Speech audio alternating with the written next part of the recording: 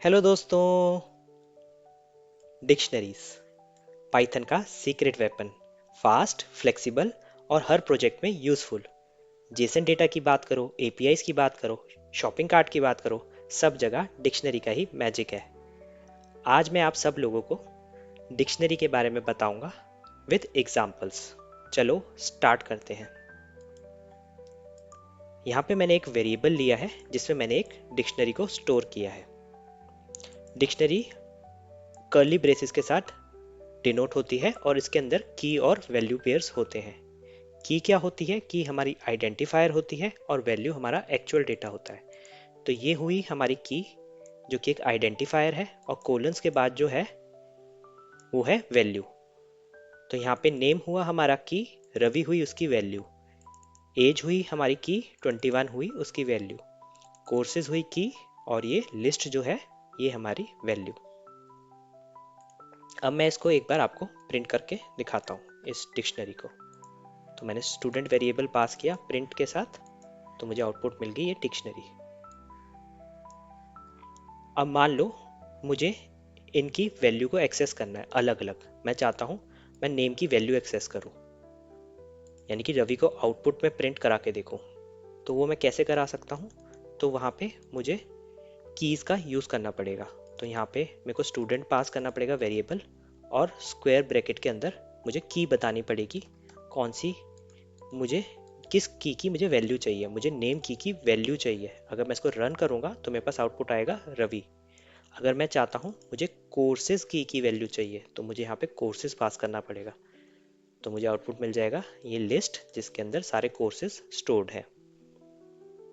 अगर मैं कोई ऐसी की लिखूं जो कि इस डिक्शनरी में प्रेजेंट नहीं है, जैसे कि फ़ोन, और मैं रन करूं, तो मेरे को एरर दिखेगा, लिखा रहा है की एरर। अगर मैं इससे बचना चाहता हूं तो मैं एक और तरीके से एक्सेस कर सकता हूं, वो है गेट गेट मेथड।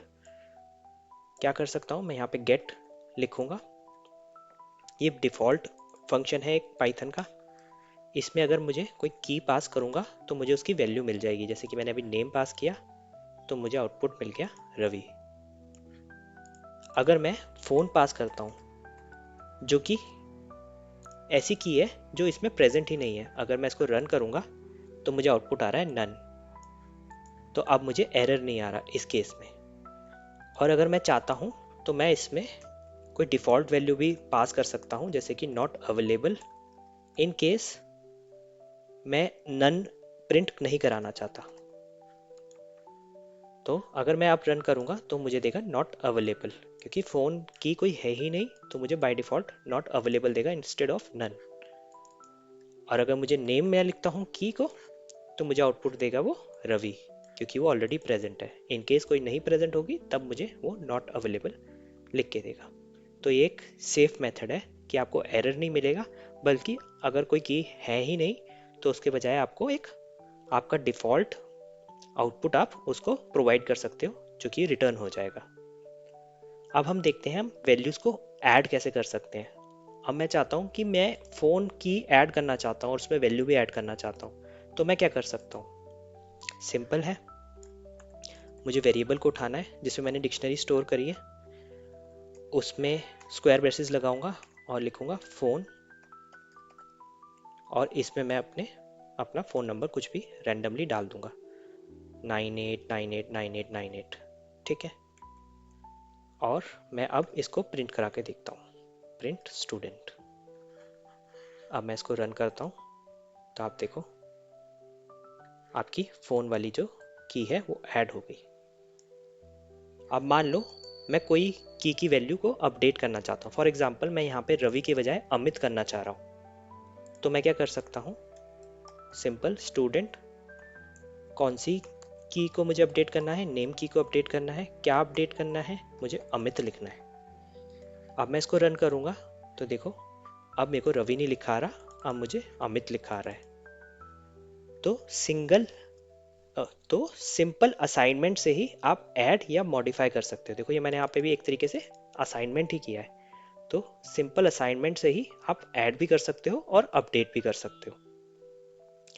अब आपको मल्टीपल अपडेशन करनी है फॉर एग्जांपल, तो ऐसे लिखना तो आपके लिए बहुत ज़्यादा टीडियस हो जाएगा, बहुत ज़्यादा लिखना पड़ेगा एक एक करके।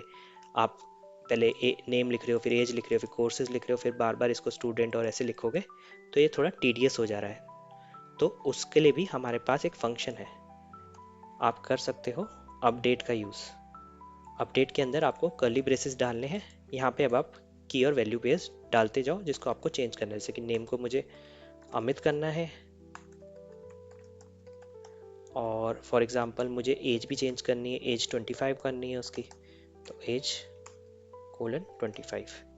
अब मैं इसको रन करूँगा, यानी कि स्टूडेंट वेरिएबल को प्रिंट करता हूँ, तो देखो रवि और 21 हट चुका है, अमित और 25 एज अपडेट हो चुकी है। एक ही लाइन में मल्टीपल अपडेट्स हो जाएंगे, ये भी इजी है।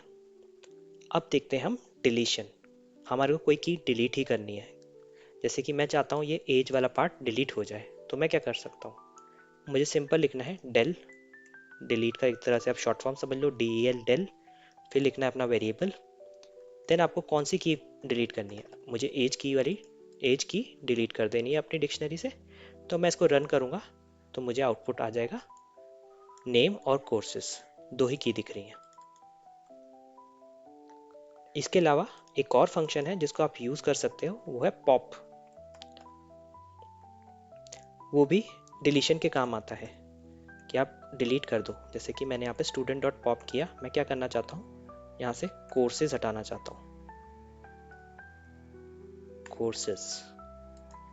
अब मैं इसको रन करूँगा और ये स्टूडेंट को प्रिंट कर रहा हूँ, देखो कोर्सेज वाला हट गया, नेम और एज रह गया।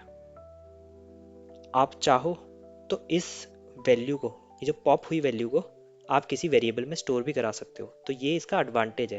पहले तो हमने डिलीट किया था, DEL लिख के वेरिएबल लिखा था और उसके बाद की पास कर दी थी।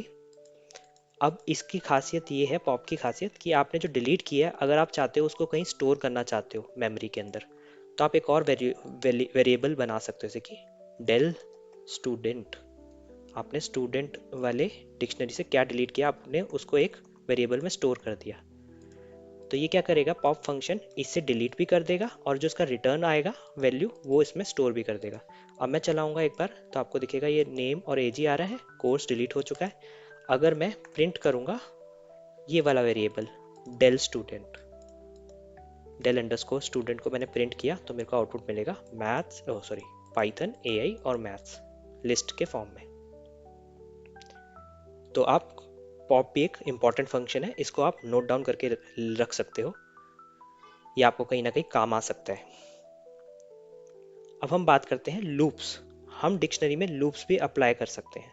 कैसे, हमें सिर्फ लिखना है, जैसे कि मैं फॉर लूप लगा रहा हूँ, फॉर की इन स्टूडेंट, और मैं प्रिंट करूंगा तो मेरे को इसकी सारी कीज प्रिंट हो जानी चाहिए। फॉर की इन स्टूडेंट, इंडेंटेशन गलत है, हाँ मैंने इंडेंटेशन ठीक कर दी, नहीं तो पहले ये एक स्पेस था तो मुझे ये देखो रेड दिखा रहा था, तो मैंने इसको ठीक कर दिया, अब नहीं आ रहा। इंडेंटेशन का हमेशा ध्यान रखना है लूपिंग के केस में। जब मैं लूपिंग का सेशन लूँगा तब आपको वो और क्लियर हो जाएगा कि इंडेंटेशन का कितना इंपॉर्टेंस है पाइथन में।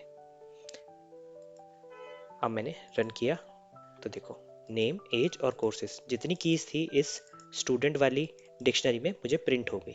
सिंपल है लूप अप्लाई करना, सिर्फ कीज के लिए ये वर्क करेगा, ये वैल्यूज नहीं देगा आपको। अगर आप सोच रहे हो कि ये तो मैंने एक कोई भी वो लिया है वेरिएबल जिसमें मैं एक एक करके इस स्टूडेंट की डिक्शनरी से एलिमेंट उठा रहा हूँ, तो अगर आप सोच रहे हो कि मैंने की लिखा है तो उसकी वजह से यहाँ पे की प्रिंट हो रही थी, ऐसा नहीं है। मैं वैल्यू भी लिखूंगा तब भी मेरे को सेम आउटपुट मिलेगा। देखो मैं इसे क्रॉस कर देता हूँ, रन करता हूँ, सेम आउटपुट ही मिल रहा है। तो ये हमेशा मेरे को कीज देगा, बट मेरी कई कंडीशन ये होगी कि मुझे वैल्यू भी चाहिए। उस केस में एक फंक्शन है आइटम्स करके, उसका यूज़ कर सकते हैं। जैसे कि अब मैं लिखता हूँ की कॉमा वैल्यू और स्टूडेंट डॉट आइटम यूज़ करूँगा। तो अब मैं अगर प्रिंट वैल्यू करूँगा तो मुझे देखो सिर्फ और सिर्फ वैल्यू प्रिंट हुई, और मैं चाहूँ तो प्रिंट की भी कर सकता हूँ, प्रिंट की, रन किया देखो पहले मुझे की प्रिंट हुई, पहली वाली की प्रिंट हुई, उसकी वैल्यू प्रिंट हुई, एज प्रिंट हुई, एज की वैल्यू, कोर्स प्रिंट हुआ, कोर्स की वैल्यू। इकट्ठा लिख के दिखाता हूँ आपको तो और क्लैरिटी मिल जाएगी। देखो नेम रवि, एज 21 और courses Python AI maths list के अंदर। तो ये आइटम्स फंक्शन भी बहुत इंपॉर्टेंट है। अब मैं एक रियल लाइफ एग्जांपल देता हूँ आपको शॉपिंग कार्ट का। सोचो आप एक शॉपिंग कार्ट बना रहे हो, हर प्रोडक्ट का नाम की है और उसकी प्राइस वैल्यू है। जैसे कि मैं एक कार्ट बनाता हूँ डिक्शनरी, और उसमें मैं क्या कर रहा हूँ, प्रोडक्ट ले रहा हूँ जैसे कि एप्पल। एप्पल है मान लो 30 रुपए के, मिल्क हो गया आपका 50 रुपए का। हाँ कॉमा लगाना है, कॉमा एंड देन फिर कॉमा, फिर आपने ब्रेड कोलन और 25 की है फॉर एग्जांपल।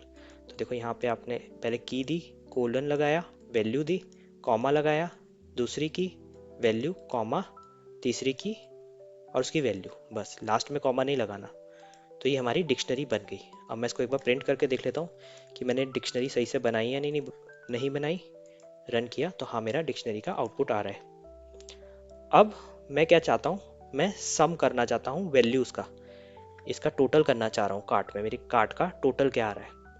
तो सिंपल है, एक सम मेथड है, वो आप यूज़ कर सकते हो। तो मैं क्या करता हूँ, एक टोटल वेरिएबल बनाता हूँ, टोटल, और उसमें सम की वैल्यू स्टोर कर देता हूँ। सम में क्या करता हूँ, कार्ट डॉट वैल्यूज़। तो वैल्यूज़ फंक्शन से आपके पास सारी वैल्यूज़ आ जाएंगी और उन वैल्यूज़ का आपने सम कर दिया। पहले मैं आपको वैल्यूज़ दिखाता हूँ क्या करता है। आपने प्रिंट किया और आपने कार्ट डॉट वैल्यूज़ किया, ये भी बहुत इंपॉर्टेंट फंक्शन है। अगर मैं इसको रन करूँगा तो देखो आपको एक डिक्ट वैल्यूज़ का इस तरीके से आउटपुट मिलेगा, जिसमें ये सारी एक तरह से वैल्यूज़ आपको दिख जा रही, 30, 50 और 25। अब आप ये डिक्ट वैल्यू को अपने सब में ऐड कर दोगे, सब में ऐड नहीं, सब में इंसर्ट करोगे इस वाले फंक्शन के अंदर, उसको एज अ इनपुट दोगे, तो आपको जो वैल्यू मिलेगी इन तीनों का सम मिलेगा। 30 plus 50 plus 25 is equal to 105। तो यही आपका कार्ट में हुआ। जैसे कि आप टोटल ले रहे थे, टोटल वेरिएबल में सम लेना था, सम के अंदर क्या करना था हमारे को, कार्ट और कार्ट की वैल्यूज।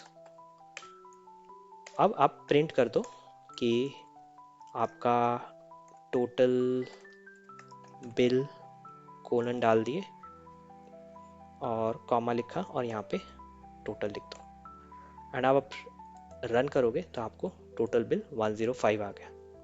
बस डिक्शनरी से स्मार्ट कैलकुलेशन होगी आपकी। ये आपका ई कॉमर्स ऐप में भी यही लॉजिक होता है आपके, जो आपने अभी देखा। तो दोस्तों आज हमने देखा डिक्शनरी का magic, create, access, update, delete और लूप। पाइथन में ये डेटा स्ट्रक्चर हर जगह यूज़ होता है। अगर आपको ये वीडियो अच्छी लगी, इन्फॉर्मेटिव लगी, तो सब्सक्राइब करो, शेयर करो और लाइक करो। Thank you so much.